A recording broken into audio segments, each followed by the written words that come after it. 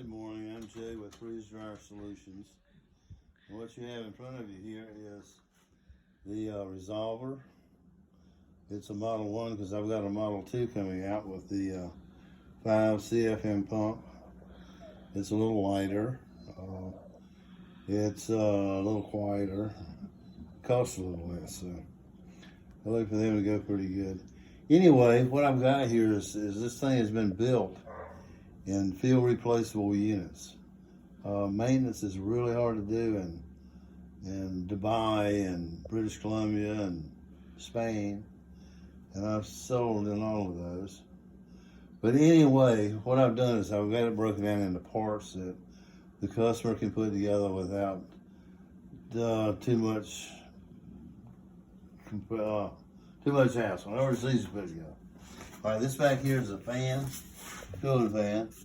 It's got 4 screws in it. You take them out, unplug it here, take the fan out, do whatever with it. I'll send you a new one if that's what we need.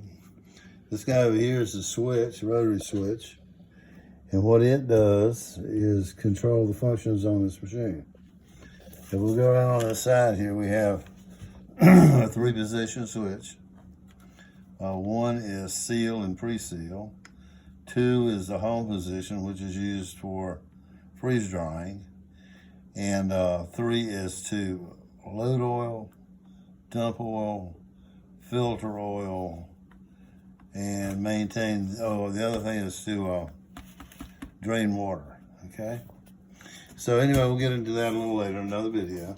Right now, I'm gonna go ahead and put this back together and let you guys watch what I'm doing. This, of course, is the vacuum pump. This is the exhaust on it. This is the intake on it. And all you have to do is take all 40 pins and set it in. It's installed. Okay. Now the next thing we're going to do is we're going to take the filter. This is a drain on it, which goes to the intake, so that the clean oil, as it comes through the filter, goes into this and back into the pump. But only clean oil goes through your pump. This guy up here is the exhaust line.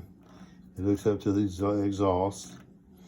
And what it does is when this guy is running, the condensation from the gases that are desublimating, that are, what is the word now?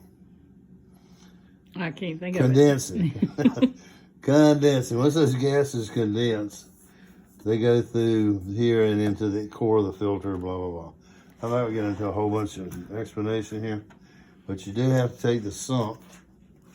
What this guy does is your water in particulate settles in here once it's condensed. And this is where it comes from your drain in your pump. So any water that's set up in your pump will come right in here as soon as you switch it to 3. And of course go down in the sump part here, which means that all that water is just going to sit in here. You'll be able to see it in the drain hose which hooks up to it. So all you have to do with that is just open the valve and drain the water out. And if you need one of these, you can get it and you shouldn't have any issues at all putting it together. You just screw it on. Hold about a 1/4 or 1/8 of an inch at that juncture right there. And let's see, I want that pointing that way. And this pointing this way. I think I'll give it I want to get one more time. Okay, right there. Then the next thing is you set it into the machine. There's a hole cut out in the foam that this will fit right into. You can't see it right like this, but that's all right. Let me get this shit guy installed. But all you do is you sit it down in there, and excuse me, I got way ahead of myself. I gotta hook this guy up next. This is the a valve that keeps the pump level here. Notice that when you're using it, you'll have a level line. When you turn it off, this thing automatically traps the oil at that point, so you never have a problem with the keeping the oil level straight. All right, what I'm gonna do right now is go ahead and hook it up to the decoder. I can do this with it in there all the way, but the best way is to install it first. It's got a quick couple on it, so just a matter of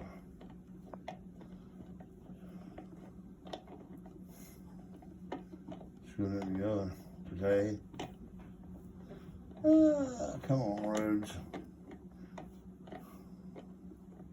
And you want to do this? I don't get it. Oh, I do get it. Yeah, pull on it.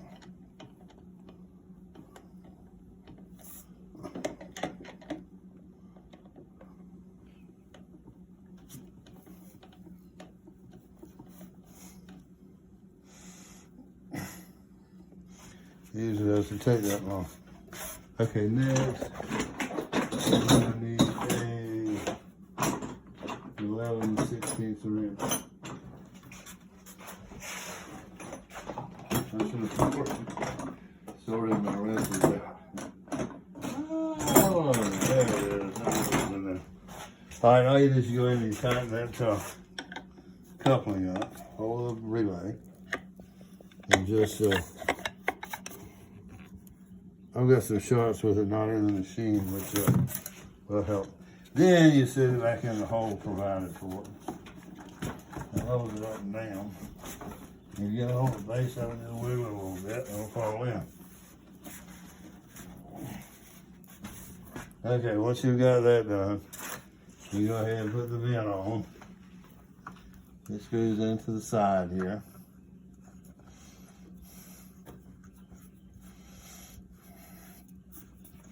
And what I'll do is I'll keep all these parts in stock, and if I have to repair or do anything, it would be very fast to get it out to you. Okay, the next thing is I'm going to go ahead and hook up the, don't want that one hooked up yet? No, not yet. Okay. I want to go ahead and put on the valves. This is vacuum control. This here is oil flow. That's how much vacuum we got on it. That's a coupler to attach to the intake. And this guy here is a coupler to attach to your vacuum connection. This guy here is a vent. Okay, you turn it off when it's freeze drying. And when you get ready to break the vacuum on it, instead of pulling it through the drain hose, a lot of times you might get some water in it. But anyway, the best thing is I like it up top. You can get it with or without it. I'll just subtract the price of the parts. Okay. Anyhow, I'm gonna go back and put this here tower on. And here's why you don't do the other thing first.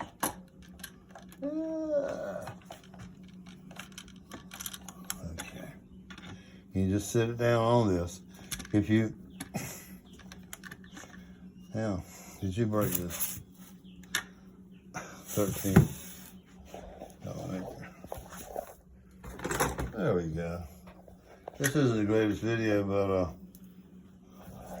that's 3/4.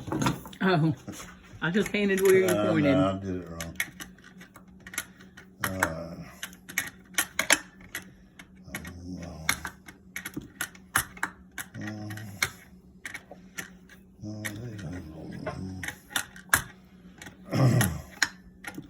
These are usually very easy to turn, but that's a part that they make in the hydraulic shop, and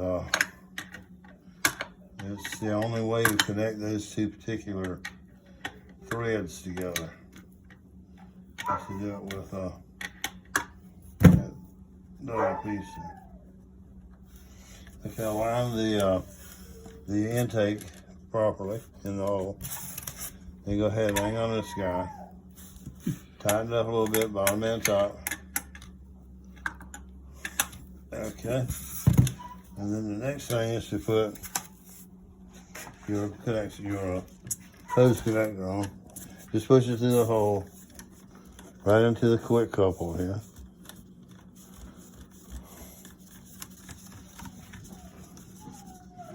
I know this guy here is 11/16. You know, put it in whatever position you want your hose in, and go ahead and lock it down. That doesn't take much.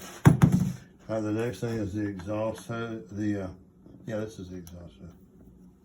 1/4 inch socket.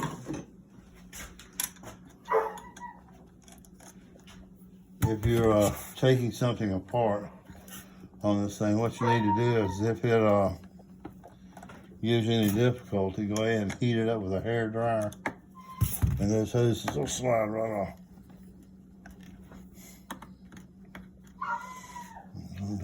Put it on. There we go. And then tighten it up so that when it does get hot, it won't pop off. Okay. Next is the clean oil return from the outer core of this filter back into your intake and back into your pump. So I'm going to go ahead and hook it back together. Put the clamp back on. And you're draining your pump to the pump to the sump. Okay. And back to the inner core of the filter. This guy here is just the same thing. Plug it on. And tighten it up. And your drain hose, I put it to the side here. It works a lot better as far as getting all the oil out of it. And let's see here. I'm gonna stick this hose on that and tighten it up.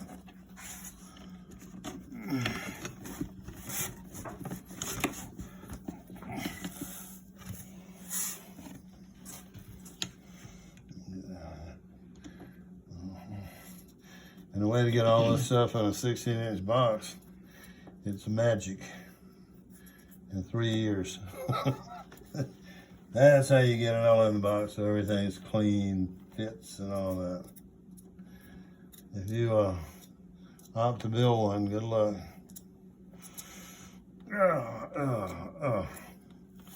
Okay, we are finished. There's every component in it installed. And very easy to change out if you need to. Better than having to ship the whole unit back. Anyway, that's the end of this one. The field replaceable units and how to remove and replace components. Okay, I'll be back in a minute to do the how to load oil, unload oil, filter, and drain water.